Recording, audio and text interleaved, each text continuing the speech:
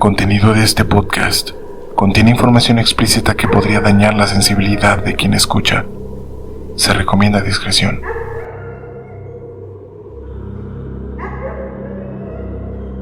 Sean bienvenidos a Rigor Mortis.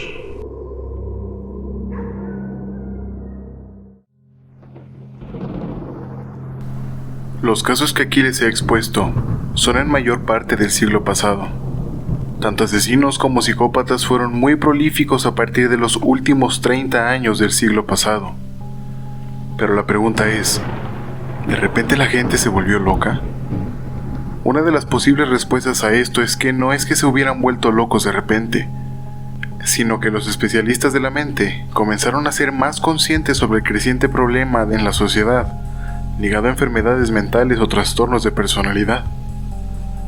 Pero hablando de trastornos, hay una rama de estos que son las parafilias, definida por la Organización Mundial de la Salud como trastornos todas aquellas parafilias que produzcan patrones incontrolables de excitación atípica, manifestándose por medio de pensamientos, fantasías, impulsos o desórdenes sexuales. Lo cual nos deja un panorama realista, pues refuerza la idea de que en realidad no existe persona con una mente completamente sana. Sin embargo, hablando de personas con mentes enfermas, existen diversos niveles de enfermedad en la mente. Algunos caen muy profundo en el abismo, llegando a aterrarnos completamente. En el año 2001, existió el caso de un hombre alemán que tenía fuertes deseos de comer, pero este deseo le exigía comerse a alguien, a otro humano. Para el caso de hoy, les traigo el caso de Armin Meiwes, también conocido como el caníbal de Rotemburgo.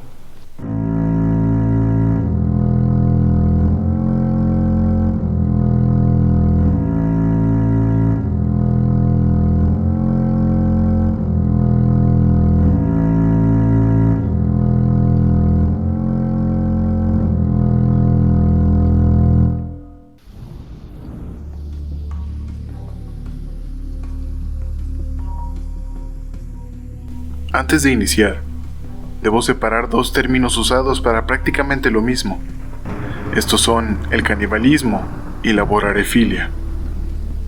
El canibalismo ha sido una práctica ritual desde las civilizaciones antiguas, siendo uno de los mitos más antiguos del titán Cronos en la mitología griega, quien se había enterado de que uno de sus hijos le daría muerte, y asustado, decidió comerse a cada uno de sus hijos para que así la profecía no pudiera cumplirse. Aunque prácticamente no eran individuos de su misma especie, pues eran híbridos entre un titán y un humano. Desde este mito se comienza a involucrar el canibalismo. La definición de canibalismo es cuando un individuo come carne de su misma especie, es decir, por ejemplo, un humano comiéndose a otro humano.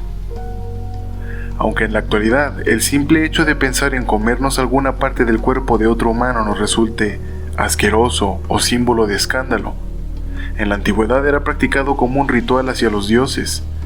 Distintas civilizaciones acostumbraban a sacrificar a una persona de su comunidad como ofrenda hacia los dioses para después comérsela. Un ejemplo de esto, y local, es con los antiguos mexicas, en lo que hoy es México. Los rituales consistían en ofrecer vidas humanas para los distintos dioses. Una vez que morían, el cuerpo era desollado y desmembrado.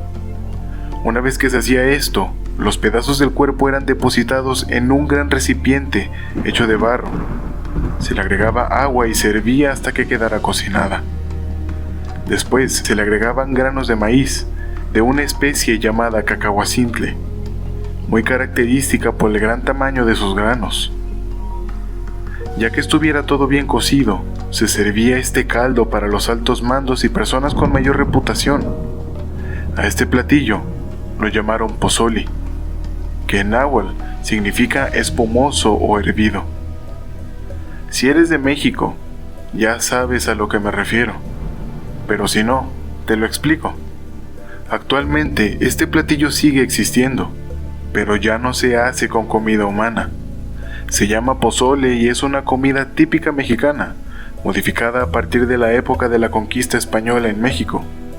Ahora se sirve con carne de puerco o de pollo.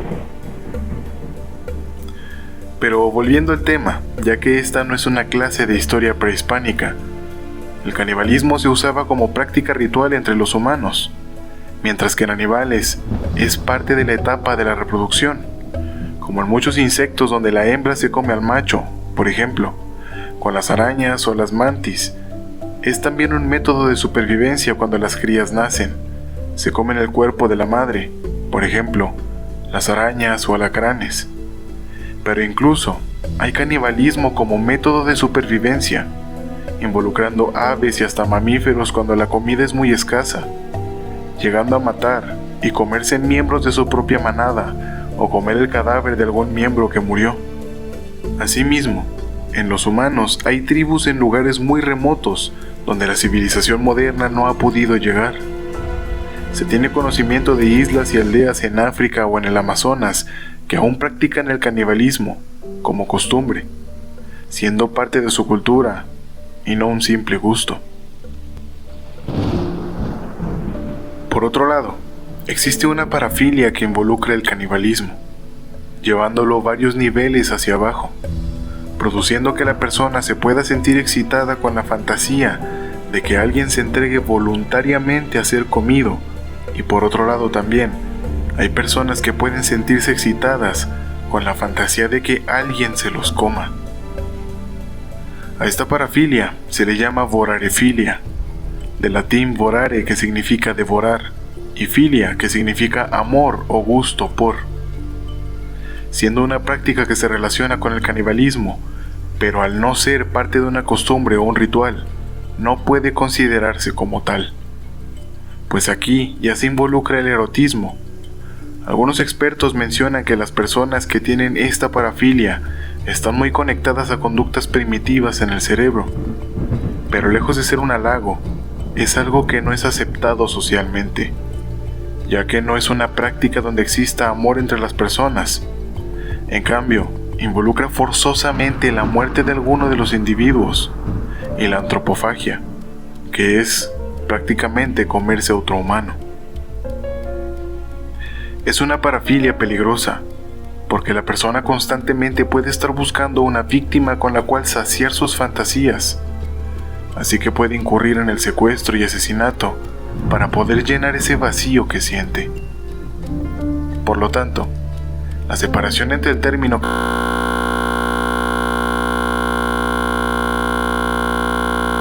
por alguien o comerse a alguien, mientras que el canibalismo es por una costumbre ritual o por supervivencia.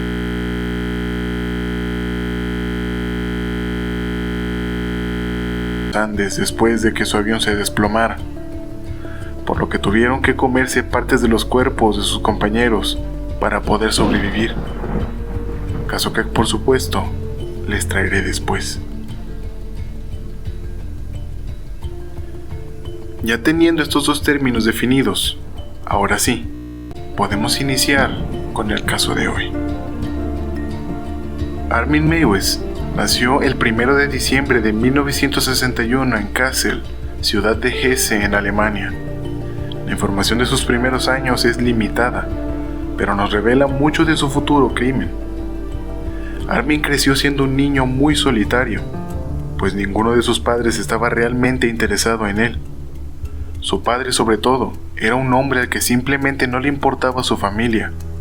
Su grado de desinterés era tanto que cuando Armin tenía solo 8 años, sus padres se divorciaron y no volvió a saber nada de su padre, pues los abandonó. A esa edad, Armin se había dado cuenta de que no podía contar con nadie, pues cuando su padre los abandonó, su madre tuvo que meterse al papel de ser la madre autoritaria y estricta, abusando a veces con su autoridad, llegando a humillarlo frente a la gente, pues reprenderlo en público era una de las constantes prácticas de su madre, cosa que desde luego afectaría la relación de madre e hijo, haciendo que Armin se desapegara de ella, refugiando su falta de atención y de figura paterna en crear un hermano imaginario llamado Frankie.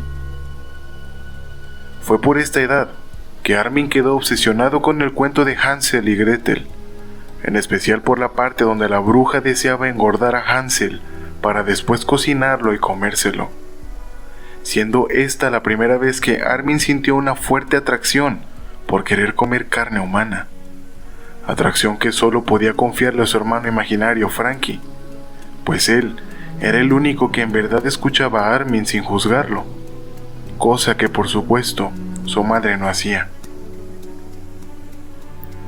Pese a ser un niño bastante retraído por la falta tan grande de afecto que tenía, su vida no estuvo llena de conductas que lo llevaran a delinquir o hacerle daño a alguien, aunque para cuando tenía 12 años ya había comenzado a fantasear con comerse a algunos de sus compañeros de clase para que vivieran dentro de él y se quedaran para siempre con él.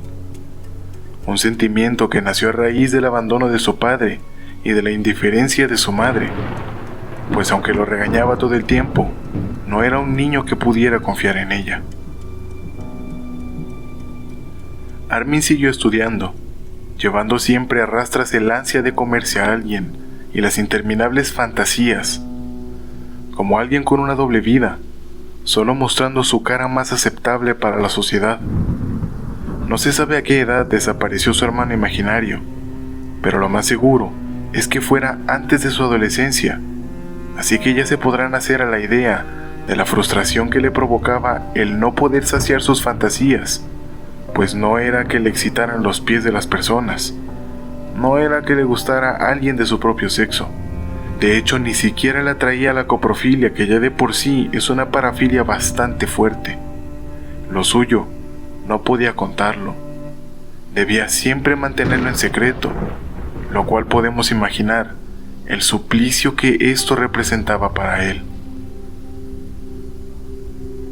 Las personas que tienen rasgos de psicopatías, o en este caso, una parafilia que ya le afectaba de sobremanera en su vida, se sienten alienados de la sociedad. A menudo se aíslan, ya sea para no hacerle daño a alguien o por vergüenza. Ha pasado con bastantes personas de este tipo que suelen enlistarse al ejército, como si fuera el último rincón del mundo donde pudieran encajar. Armin, después de algunos años, decidió ingresar al ejército alemán, logrando titularse como técnico informático. Pero después de algunos años del riguroso régimen militar, se hartó y se dio de baja voluntariamente, regresando a la casa de su madre para cuidarla. En 1999, cuando Armin tenía ya 38 años, su inflexible y estricta madre falleció, dejándole como herencia la gran casa de la familia en la ciudad de Amstetten. Esto sería el punto sin retorno para él, pues se había librado del control de su madre. Por fin se encontraba completamente solo y podía hacer lo que él quisiera. En la mansión, según declaró, construyó un santuario para su madre y utilizaba un maniquí que acostaba en una almohada todas las noches.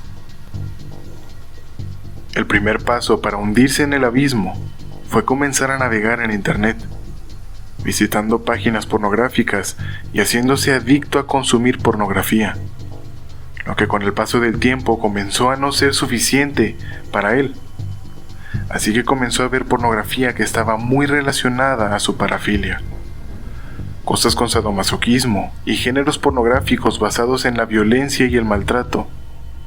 Su búsqueda insaciable de pornografía violenta y el poder encontrar algo relacionado al canibalismo en la vida real lo llevó a encontrar un foro bastante peculiar. El foro se llamaba The Cannibal Coffee Forum, por su traducción, el foro del café caníbal. Lo que podemos imaginar es que para Armin fue encontrar su santuario. Al fin pudo encontrar más personas como él. Por fin podía sentirse normal en un rincón, aunque fuera de internet. Después de leer algunas anécdotas, ya fueran reales o ficticias, Armin se armó de valor y decidió publicar un anuncio que decía: "Estoy buscando un hombre joven y bien formado entre 18 y 30 años para sacrificarlo". y como si se hubieran juntado el hambre y las ganas de comer, varios curiosos comenzaron a contestar su mensaje. El primero de ellos fue un hombre llamado Borg Jose, con quien platicó por varios días antes de concretar una cita. Armin ya tenía todo lo necesario para llevar a cabo su oscuro acto. Había construido un cuarto especial para los sacrificios, el cual tenía una cama, una bañera y diversas herramientas para poder cortar el cuerpo. Finalmente, citó al hombre en su casa en Amstetten.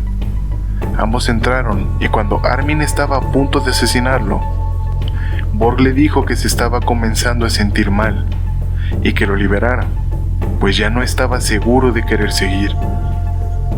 Tal vez por sentirse incómodo al tener una persona en contra de su voluntad, Armin lo desató y lo dejó ir, quedando muy cerca de cumplir su más grande fantasía, y por otro lado, dejando a Borg con un trauma que nunca en su vida se le iba a borrar, pues estuvo a punto de estar de acuerdo con que lo mataran y se había entregado por voluntad propia. Armin no perdió el ánimo y le fue contestando a los hombres que respondieron su anuncio, dándose cuenta de que la mayoría eran solo curiosos que no volvieron a contestarle. Todos excepto uno. El 14 de febrero de 2001, como si fuera regalo de San Valentín, le contestó Bernd Jürgen Brandes. Él era un ingeniero que se declaraba bisexual. Tenía 43 años y como si fuera una comedia romántica cliché, Brandes tenía la fantasía de que alguien lo asesinara y se comiera su cuerpo. Así que comenzaron a conversar por medio de correo electrónico, escribiéndose lo que harían. Armin le decía lo que haría con su cuerpo mientras Brandes, entusiasmado, le contestaba con más propuestas sobre lo que debía hacer cuando muriera. En las conversaciones, Armin llegó a decir que su cráneo podía ser utilizado como un cenicero. Ambos hombres acordaron una cita el 9 de marzo de 2001. Brandes viajó hacia Amstetten a la casa de Armin. Ya estando en la casa, tuvieron relaciones sexuales y bebieron bastante alcohol.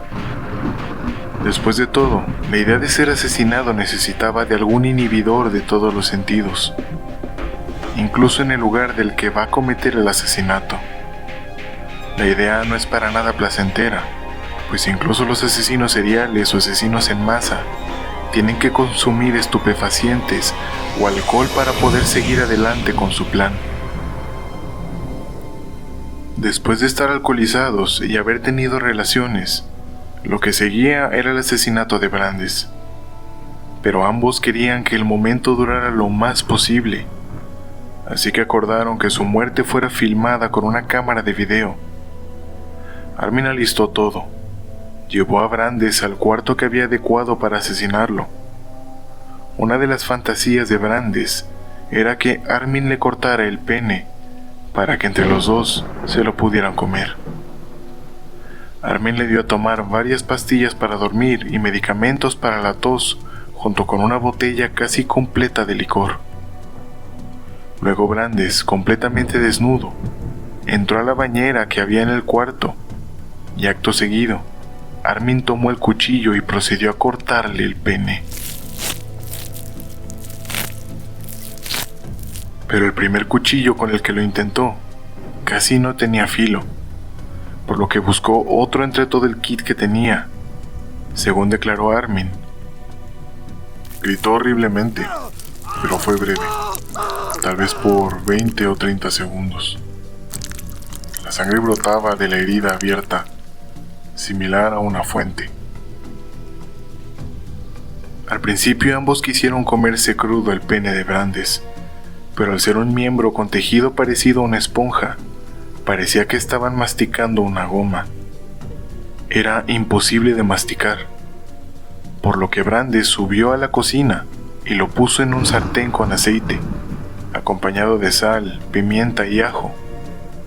Luego bajó con la carne en un plato, pero ahí fue cuando se dieron cuenta de que el pene de Brandes se había cocinado de más. Estaba completamente quemado y ninguno pudo comerlo. Después de eso, Armin salió del cuarto y se puso cómodamente a leer un libro de Star Trek en otro cuarto, mientras Brandes se desangraba en el agua. Pero después de algunas horas, Brandes aún seguía con vida. Entonces, Armin decidió darle fin a su sufrimiento y a su vida. Tomó un cuchillo y se pasó dando vueltas a un lado y a otro. Después de algunos minutos, se acercó a Brandes y lo besó en los labios. Luego tomó el cuchillo y le cortó la garganta.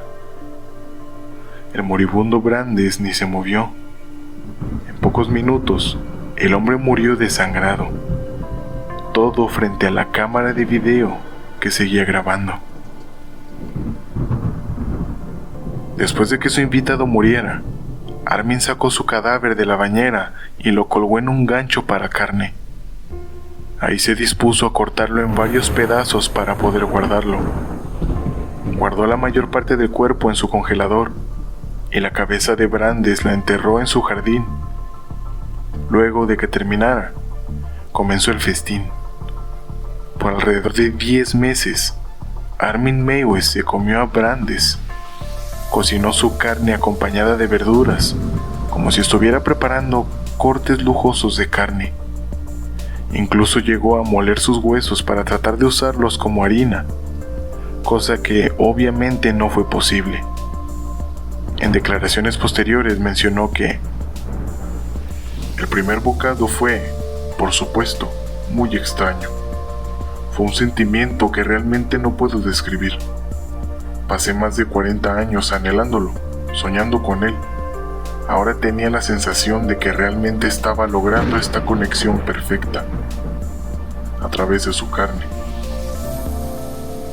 Además, agregó después que la carne humana tiene un sabor parecido a la de cerdo, pero más fuerte.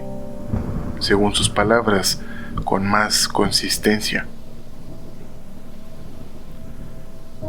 Armin al fin había podido satisfacer el deseo que desde niño tuvo, el poder comerse a alguien, pero sus ansias no pararon ahí, ya que para noviembre de 2002, las reservas congeladas de la carne de Brandes estaban por terminarse. Así que volvió al acecho. De nuevo publicó otro anuncio en el foro de Café Caníbal, donde buscaba otra víctima. Un estudiante austriaco vio el anuncio donde Armin declaraba que ya tenía experiencia y que no serían la primera ni la última persona que quisiera comerse. Así que el joven lo denunció a las autoridades. No se tiene información clara de cómo dieron con él, pero el 11 de diciembre de 2002, la policía allanó la casa de Armin, encontrando casi 7 kilos de carne en su congelador. Pero no era de alguna especie de animal conocida. Armin le dijo a los oficiales que la carne era de un jabalí salvaje, pero la excusa le sirvió poco, ya que los policías registraron toda la casa, encontrando las cintas de video que grabó cuando asesinó y desmembró el cuerpo de Brandes. Además que el patio de la casa fue revisado, encontrando bajo tierra la cabeza perteneciente a Brandes. Armin Meiwes fue arrestado como el presunto asesino de Bernd Jürgen Brandes, además de ser sospechoso de haber practicado canibalismo con su cadáver. Al mes siguiente, Armin aceptó toda la culpabilidad, pero aunque el sospechoso se declarara culpable, las leyes indicaban que se tenía que demostrar su culpabilidad mediante un juicio, por lo que la policía tenía que armar el caso contra Armin. Se registró la computadora que el hombre usaba, encontrando pornografía y videos de violencia explícita, además de las conversaciones que tuvo con Brandes y el último anuncio que había posteado en el foro. La policía tardó 7 meses en armar todo el caso y llevar a juicio a Armin. El día 30 de febrero de 2004, después de que el juez ordenara que tanto la prensa como el público abandonaran la sala, el tribunal reprodujo 19 minutos de las grabaciones de video del asesinato que Meiwes grabó. Armin Meiwes fue declarado culpable de homicidio involuntario y fue condenado a 8 años y medio de prisión. Pero después de su condena, Los medios y el público estaban muy inconformes por cómo se había manejado el caso y por la condena que parecía un chiste. Pero también había opiniones divididas, pues Mayweather no había obligado a Brandes, es decir, Brandes siempre estuvo consciente y había dado su consentimiento para que lo asesinaran y que comieran su cadáver. Por lo que no era culpable de homicidio involuntario, sino de asesinato. Pero otra cosa que salió a la luz fue que en Alemania el canibalismo no es un delito. Así es, en Alemania puedes comerte a alguien más sin que sea penado. Algo completamente descabellado, pero pongamos en contexto todo. Incluso si deseas comer carne humana, primero debes asesinar a la persona, o en dado caso, amputarle partes del cuerpo, lo cual es un delito en ambos casos, el primero por asesinato y el segundo por violencia y abuso físico. Por lo que, aunque el canibalismo no sea un delito en Alemania, los medios para lograr el acto sí son penados. Por lo tanto, Armin de nuevo fue acusado, ahora por asesinato con fines de placer sexual y de perturbar la paz de los muertos, siendo el segundo cargo algo que parecía inventado para poder culpar a Armin a toda costa. Lo cierto era que el gobierno alemán no estaba preparado para hacer valer la justicia con un caso de este tipo. Así que, en abril de 2005, un tribunal alemán ordenó que se celebrara otro juicio en contra de Armin, esta vez por el cargo de asesinato en lugar de homicidio involuntario. El tribunal alegaba que la sentencia había sido demasiado indulgente y que el cargo por el cual se le declaró culpable no era el que correspondía con el delito cometido. El nuevo juicio de Armin inició el 12 de enero de 2006, donde se expuso el hecho de que no podían acusar a Mayweather de asesinato involuntario porque Brandes quería ser asesinado, por lo que el cargo era simple asesinato. Además se mencionó que Brandes no era capaz de tomar decisiones por la cantidad de pastillas y alcohol que había ingerido después de que su pene fuera cercenado. La corrección en el juicio estaba hecha, solo faltaba la sentencia. Así que el 10 de mayo de 2006, un tribunal en Frankfurt condenó a Mayweather por asesinato y su sentencia se cambió de los 8 años y medio que recibió a cadena perpetua sin posibilidad de libertad condicional. Al ingresar a prisión, sorprendentemente Mayweather se hizo vegetariano. Trabajó en la biblioteca de la prisión y se unió a un grupo de presos que representa la política del Partido Verde, dejando atrás su pasado caníbal y tratando de ser un miembro productivo de la comunidad en prisión. Mayweather también rechazó ofertas sustanciales de compañías cinematográficas y editores para llevar su historia a la pantalla grande, y, en cambio, asignó los derechos globales de su historia a Stampwerk, la compañía con sede en Hamburgo de Stamp, sin ningún cargo, con la condición de que brinde una descripción precisa de su caso. De manera contrastante, el actual comportamiento de Armin es opuesto a las declaraciones que dio, algunas de las cuales las cito a continuación. Sí, las personas que no pueden pensar en esto lo encuentran monstruoso, pero en principio soy un ser humano normal. Salté el filete de Bern con sal, pimienta, ajo y nuez moscada. Lo comí con croquetas, princes, coles de Bruselas y una salsa de pimienta verde. La carne sabe a cerdo, un poco más amarga, más fuerte. Sabe bastante bien. La parte en la que va a comer a Hansel fue interesante. No creerías cuántos Hansel están zumbando en internet. Decoré la mesa con bonitas velas.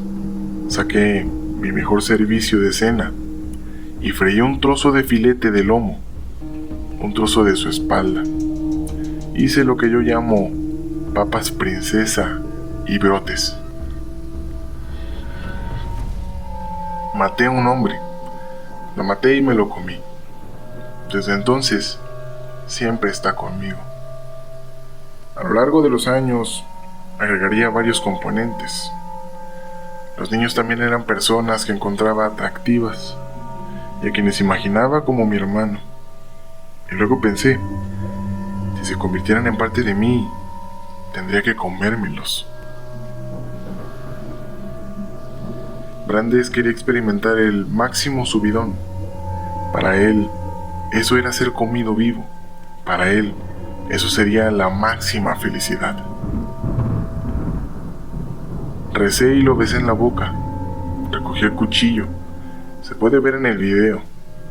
Luego lo dejé a un lado. Me pregunté si debía rezarle al diablo o a Dios. Le recé a Dios para que me perdonara. Cogí el cuchillo y, después de durar un poco más, corté el cuello con él. Quería comérmelo, pero no quería matarlo.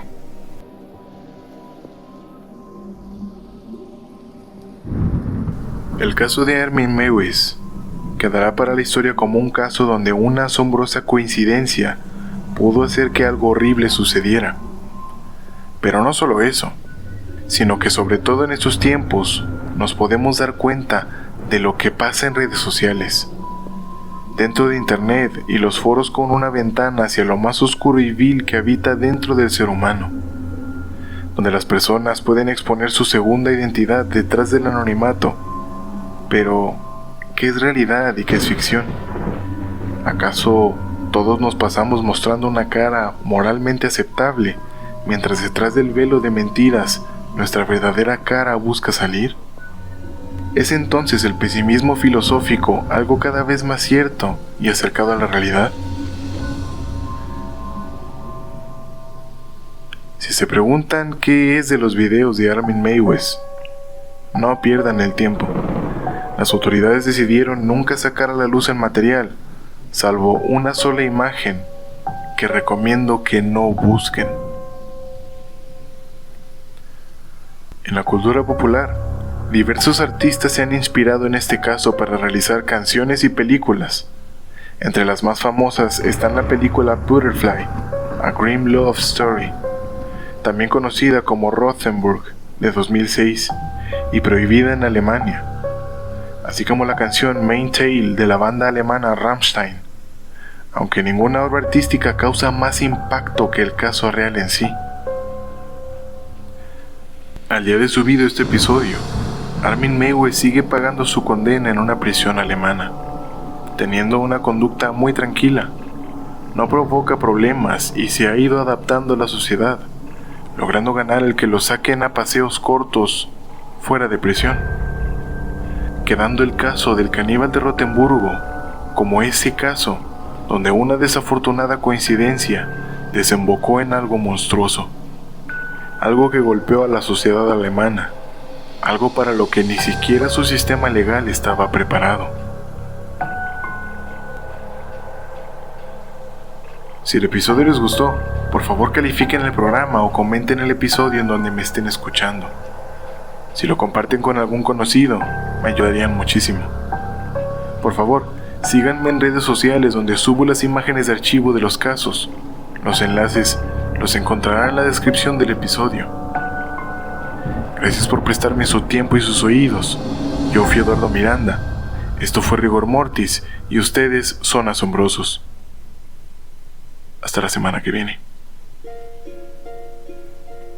En el próximo episodio de Rigor Mortis. Ya bajamos hasta el punto más bajo en las parafilias, pero ni de lejos es la peor parafilia que alguien pudiera tener. Hay parafilias en las cuales no solo es desmembrar a alguien, no solo es tratar de comérselo. Hay parafilias que provocan asesinatos seriales. Y hablando de asesinatos seriales, les voy a presentar en el próximo episodio el asesino serial. No puedo dar más detalles. Si quieres saber de qué se trata, no puedes perderte el próximo episodio. Estreno el próximo martes.